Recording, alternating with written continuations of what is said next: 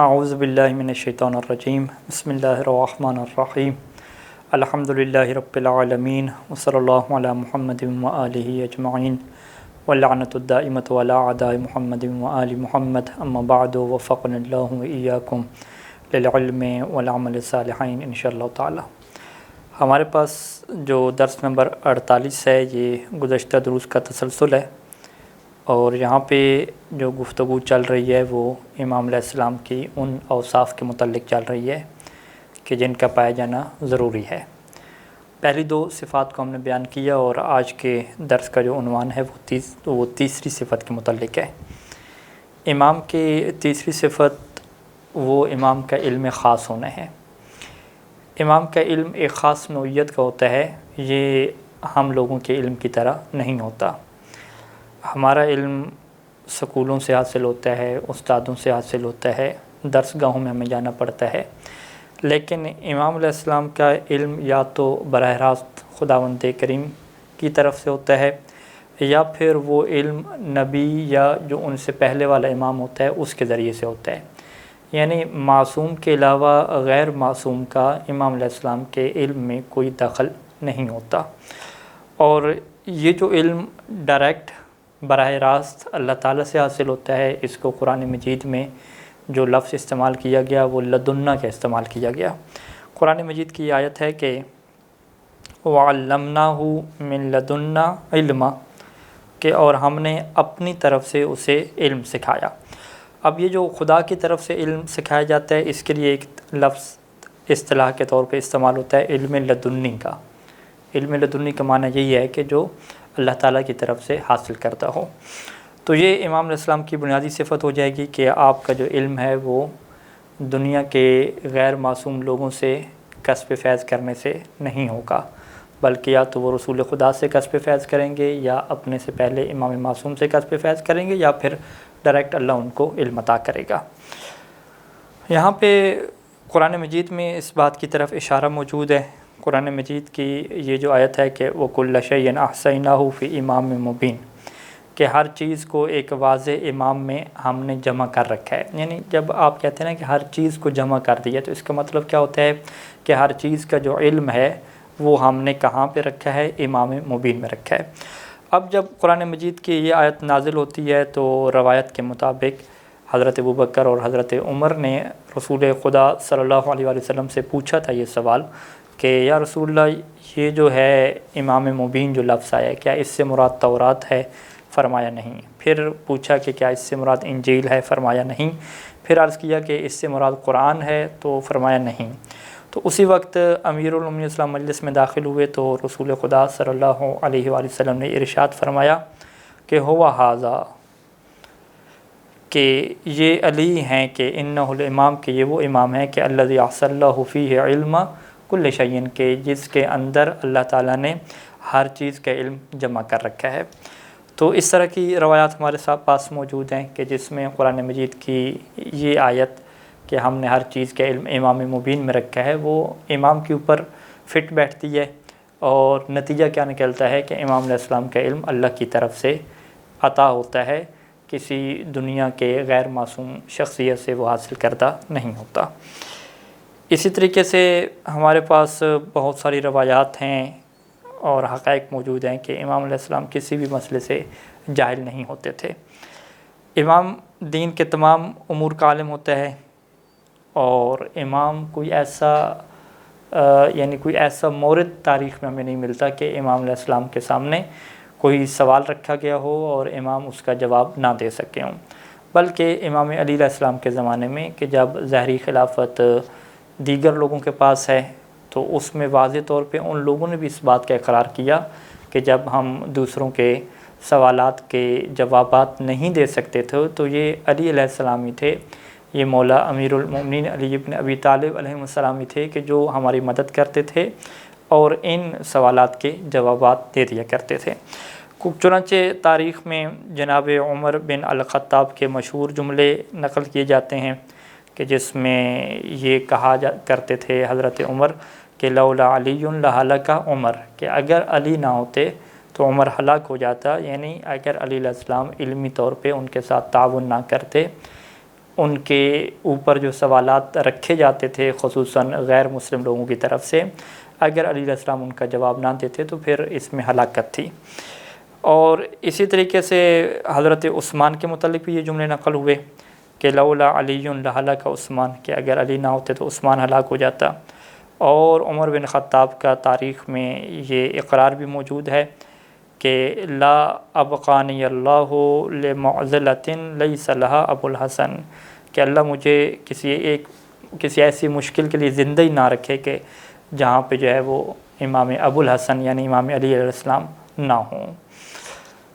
تو یہ سارے کے سارے جو تاریخی اقرار ہیں، واقعات ہیں، یہ ہمیں واضح طور پہ بتلاتے ہیں کہ امام علیہ السلام کے پاس ہر چیز کا علم ہوتا ہے اور وہ کسی سوال کے جواب سے عاجز نہیں آتے، جبکہ جو دیگر لوگ ہیں ایسا نہیں ہے، ان کے پاس ہر چیز کا علم ہو۔ یہاں پہ تاریخ میں خلیفہ اول ابو بکر کا یہ اقرار موجود ہے کہ جس میں یہ جملے آپ کی طرف سے نقل کیے جاتے ہیں کہ حضرت ابو بکر نے کہا کہ یا ایھا الناس انی قد ولیت علیکم ولست بخیرکم فبایعوا خیرکم، کہ اے لوگوں مجھے تم پر حاکم بنا دیا گیا ہے جب کہ میں جو ہے وہ تم سے بہتر نہیں ہوں، لہٰذا جو تم میں سے سب سے بہتر ہو تم اس کی بیعت کرو۔ یعنی یہ جو فریق مخالف ہے وہ اس بات کا اقرار کر رہا ہے کہ میں تم سے بہتر نہیں ہوں، جبکہ امام کیا ہوتا ہے؟ امام تمام صفات میں تمام لوگوں سے بہتر ہوتا ہے، اس کا علم ہو گیا، اس کی شجاعت ہو گئی اور اس کے دیگر کمالات ہو گئے، وہ سب سے افضل ہوا کرتے ہیں۔ اسی طرح سے اسی درس کے اندر یہ نقطہ بھی اٹھایا گیا کہ امام علیہ السلام کو اللہ کی جانب سے غیب کی تعلیم بھی دی جاتی ہے، اور علم غیب کی اصطلاح تو اس علم کے لیے بولی جاتی ہے جو ذاتی ہو، لیکن جو اللہ کی طرف سے سکھا دیا جائے اسے بھی یہ کہا جاتا ہے کہ یہ وہ غیب علم ہے جو اللہ کی تعلیم سے امام علیہ السلام تک پہنچا ہے۔ اور یہاں پہ قرآن مجید کی آیات موجود ہیں کہ اللہ تعالیٰ اپنا جو غیب علم ہے اس کا اظہار کرتا ہے اور وہ سکھاتا ہے۔ یہ سورہ جن کی آیت ہے کہ عالم الغیب فلا یظہر علی غیبہ احدا الا من ارتضی من رسول، کہ وہ غیب کا جاننے والا ہے، یعنی عالم الغیب وہی ذات ہے، پس وہ اپنے غیب کے اوپر کسی کو آگاہ نہیں کرتی، فقط اسی کو آگاہ کرتی ہے کہ جس رسول کے اوپر وہ راضی ہوتی ہے، یعنی جو اس نے بھیجے ہیں رسول اگر ان کے اوپر کسی کے اوپر راضی ہے تو وہ اس کو عطا کرتی ہے۔ پھر اللہ کے رسول یہ غیب کا علم مولا علیہ السلام کو عطا کرتے ہیں، اور یوں کر کے یہ سلسلہ تمام اماموں میں چلتا ہے۔ اور اسی وجہ سے ہمارے پاس یہ روایات موجود ہیں، نہج البلاغہ کا یہ قصہ موجود ہے کہ جب امیر المومنین السلام نے مستقبل کے حالات کے متعلق خبریں دینا شروع کیں تو وہاں پہ جو ہے وہ قبیلہ کلب کا ایک شخص ہے، اس نے یہ امام علیہ السلام کو کہا کہ گویا کہ آپ کے پاس علم غیب ہو گیا کہ آپ جو ہے وہ مستقبل کی خبریں دے رہے ہیں۔ تو امام علیہ السلام نے مسکراتے ہوئے جواب دیا کہ یا اخا کلب لیس ہوا بعلم غیب وانما ہوا تعلم من ذی علم، کہ اے قبیلہ کلب کے بھائی یہ علم غیب نہیں ہے، یعنی نفی کر دی کہ یہ علم غیب نہیں ہے، بلکہ یہ تعلم یہ سیکھا گیا ہے من ذی علم، علم والے سے، یعنی علم والے سے سیکھا گیا، اللہ کے رسول کی طرف اشارہ ہے کہ یہ میں نے اللہ کے رسول سے سیکھا ہے۔ اور جو علم غیب سیکھ لیا جائے پھر اسے علم غیب نہیں کہا جاتا، علم غیب تو اسے کہتے ہیں کہ جس کا کسی کو پتہ نہ ہو، تو جب کسی کو پتہ نہ ہو یعنی فقط اللہ کی ذات کو پتہ ہے، وہ اللہ کے علم ذاتی ہے، لیکن اگر وہ کسی سے حاصل کر لیا جائے، کسی کو دے دیا جائے تو پھر وہ غیب نہیں رہتا، وہ پھر ایک بندے سے نکل کے ایک ذات سے نکل کے دوسری ذات کی طرف چلا جاتا ہے۔ تو لہٰذا علم غیب تو وہی ہے کہ جو اللہ کے پاس ذاتی طور پہ ہے، اور جب اللہ وہ کسی کو عطا کر دیتا ہے تو اب جو دوسرا بندہ یہ دعویٰ کرتا ہے کہ میرے پاس علم غیب آ گیا، تو اسے اصطلاح میں علم غیب ہم نہیں کہہ سکتے، بلکہ اسے کیا کہا جائے گا کہ یہ سیکھا گیا علم غیب ہے۔ جو سیکھا گیا ہوتا ہے اس کے لیے امیر المومنین علی ابن ابی طالب علیہ السلام نے جو جملے استعمال فرمائے وہ تعلم من ذی علم ہے کہ یہ ذی علم سے سیکھا گیا ہے۔ اسی طریقے سے امام صادق علیہ السلام سے یہ روایت ہے، عمار سباتی یہ کہتا ہے کہ میں نے امام علیہ السلام سے یہ سوال پوچھا کہ یعلم الغیبہ، کہ کیا امام علم غیب کو جانتا ہے؟ تو آپ نے لا نفی کر دی، آپ نے کہا کہ امام علم غیب کو نہیں جانتا۔ پھر لیکن ایک اور جملہ ارشاد فرمایا وَلَٰكِنْ إِذَا أَرَادَ أَن يَعْلَمَ شَيْئًا أَعْلَمَهُ اللَّهُ ذَلِكَ، لیکن جب امام یہ ارادہ کرتا ہے کہ کسی چیز کا علم حاصل کرے، مستقبل کے کسی حالت کے متعلق علم حاصل کرے، مثال کے طور پہ، تو أَعْلَمَهُ اللَّهُ ذَلِكَ، تو اللہ اس امام کو یہ علم عطا کر دیتا ہے۔ تو اس کا مطلب کیا ہوا کہ امام ہر وقت جو ہے وہ ضروری نہیں ہے کہ امام کے پاس علم غیب ہو، نہیں، جب امام چاہیں گے تو وہ جو ایک غیب کی خبر ہے، مستقبل کی خبر ہے، اس کا علم حاصل کر سکتے ہیں۔ وہ کیسے حاصل کر سکتے ہیں؟ وہ اللہ تعالیٰ ان کو سکھائے گا، اللہ تعالیٰ ان تک وہ علم پہنچا دے گا۔ تو یہ مفہوم ہے جو ہمارے پاس روایات اہل بیت علیہم السلام میں ہمیں بتلایا گیا کہ امام کا جو علم غیب ہوتا ہے، مستقبل کی خبریں ہوتی ہیں، غیب حالات کی خبریں ہوتی ہیں، وہ امام علیہ السلام کے پاس اللہ کی جانب سے عطا ہو جاتی ہیں۔ کب عطا ہو جاتی ہیں؟ کہ جب امام اس کا ارادہ کرتے ہیں، جب امام کو اس کی ضرورت ہوتی ہے، یا امام علیہ السلام کسی کو معجزہ دکھانے کی خاطر اس کا ارادہ کرتے ہیں، تو پھر اللہ تعالیٰ اس وقت امام کو وہ غیب کا علم عطا کر دیتا ہے۔ اسی طریقے سے ایک اور اس کے اندر یہ بحث جڑتی ہے امام کے علم کے ساتھ کہ امام کا علم فقط ایک ایسا نہیں ہوتا کہ فقط وہ روحانی طور پہ علم رکھتے ہیں، نہیں، بلکہ امام کا علم دنیا میں بھی اثر انداز ہوتا ہے، اور ان کے جو فیصلے ہیں ان کے اندر حکمت کی صورت میں دنیا کے سامنے آتا ہے۔ یعنی ہم یہ کہتے ہیں کہ بھئی اس بندے کے پاس تو بڑا علم ہے، بڑی نالج ہے، لیکن یہ جب دنیا میں قدم رکھتا ہے، اپنے سیاسی معاملات کو آگے بڑھاتا ہے، تو پھر وہاں پہ یہ حکمت کا مظاہرہ نہیں کر پاتا۔ لیکن امام علیہ السلام کا ایسا علم نہیں ہے۔ امام کے پاس جو بھی علم ہے وہ باقاعدہ اس کے ذریعے سے جو ان کی حکمت عملی ہوتی ہے اس کو وہ نافذ کرتے ہیں معاشرے میں، اور جو امام کے مقاصد ہوتے ہیں، دین کی حفاظت کرنا، اس کو محفوظ بنا کے اگلی نسلوں تک پہنچانا، حق اور باطل کے فرق کے لیے دلائل کو محفوظ رکھ کے اگلی نسلوں تک پہنچانا، یہ جو امام کا ایک مقصد ہے، حکمت ہے، سیاست ہے، ہدایت ہے، اس کے لیے امام علیہ السلام اپنے علم کو بروئے کار لاتے ہوئے ہمیں نظر آتے ہیں۔ تو لہٰذا یہاں پہ عنوان کیا باندھا گیا کہ حکمت در امور قیادت و فیصلے۔ تو یہاں پہ امام کی حکمت کا مفہوم کیا ہے؟ یعنی اگر ہم کہتے ہیں کہ امام علیہ السلام علم کے ساتھ ساتھ حکمت بھی رکھتے ہیں تو اس کا مطلب کیا ہوگا؟ یعنی ہم یہ بات جانتے ہیں کہ امام علیہ السلام کی زندگی سازشوں سے بھری ہوتی ہے۔ یعنی امام علیہ السلام جب زندگی گزار رہے ہیں تو ایسا نہیں ہے کہ آپ علیہ السلام کے دشمن نہ ہوں، آپ کے خلاف سازشیں کرنے والے لوگ نہ ہوں۔ بہت سارے ایسے لوگ ہوتے ہیں، امام کو بہت سارے اس حوالے سے خطرات رہتے ہیں، جس میں امام علیہ السلام کی اپنی جان کو خطرہ رہتا ہے، ان کے جو چاہنے والے شیعہ ہیں ان کی جان کو خطرہ رہتا ہے، اور تاریخ بھری پڑی ہے ان واقعات سے۔ اب ان حالات میں امام علیہ السلام کے پاس حکمت کا ہونا بہت ضروری ہے کہ نہ تو وہ اتنے جو ہے وہ جوش میں آ جائیں، یا جس طریقے سے دیگر ہم دنیاوی لوگوں کو دیکھتے ہیں کہ پھر وہ بہت زیادہ اپنا نقصان کر بیٹھتے ہیں، اور نہ ہی جو ہے وہ اس طرح سے آپ کیا کہیں کہ سستی کا اور خوف کا شکار ہو جائیں کہ جس کی وجہ سے پھر مقصد کے اوپر کیا حرف آ جاتا ہے، بلکہ جو حکمت کا تقاضا بنتا ہے اس کے مطابق امام علیہ السلام اپنی زندگی کو چلاتے ہیں اور اپنے جتنے امور ہیں ان کو منظم کرتے ہیں۔ اور اسی کو قرآن مجید نے خیر کثیر سے تعبیر فرمایا۔ سورہ بقرہ کی یہ آیت ہے ہمارے سامنے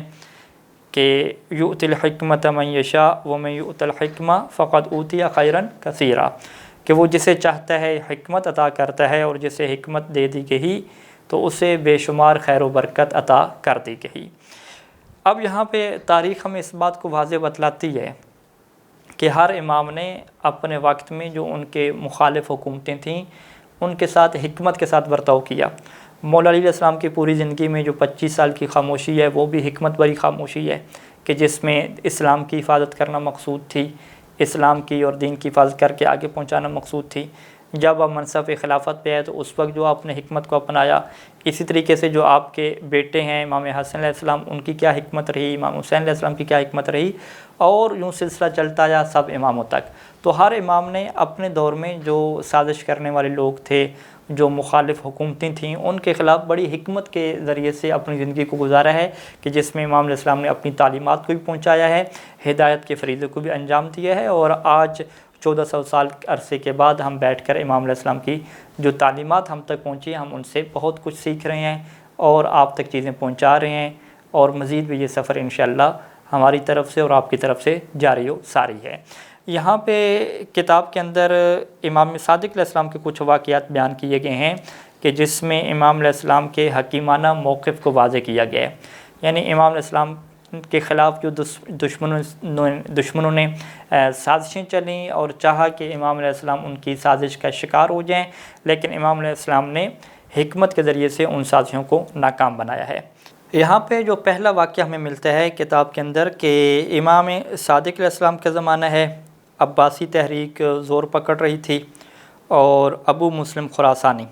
عباسیوں کا طاقتور لشکری قائد تھا جس نے عباسی حکومت کے قیام میں مرکزی کردار ادا کیا۔ وہ امام صادق علیہ السلام کو خط لکھتا ہے جس میں اس نے امام علیہ السلام کو یہ پیشکش کی،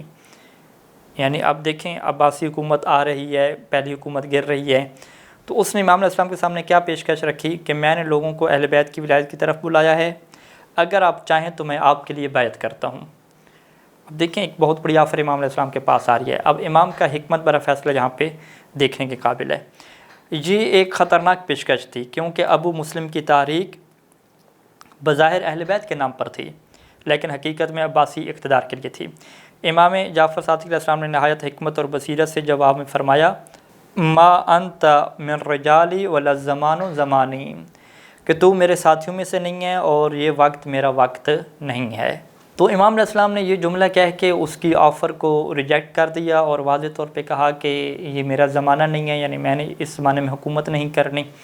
اور یہ بھی واضح کر دیا کہ تم جو ہے وہ ہمارے ساتھیوں میں سے نہیں ہو، تمہارا جو پیچھے مقصد ہے وہ کچھ اور مقصد ہے، یعنی تم گویا کہ ہمیں استعمال کرنا چاہتے ہو، ہماری تائید کو استعمال کر کے ہمارے ذریعے سے تم عباسی حکومت اور اپنے اقتدار کو حاصل کرنا چاہتے ہو۔ تو یہ ایک جملہ امام علیہ السلام نے کہہ کے اس کے جو آفر تھی، اس کا جو بیان تھا، وہ دنیا کے سامنے رکھ دیا کہ اس بندے کا اصل مقصد کیا ہے اور یہ چاہتا کیا ہے۔ اسی واقعے کی وضاحت میں یہاں پہ کچھ کلمات لکھے گئے ہیں اور اسی کے ساتھ ہی دوسرے واقعے کو اس کے ساتھ جوڑا گیا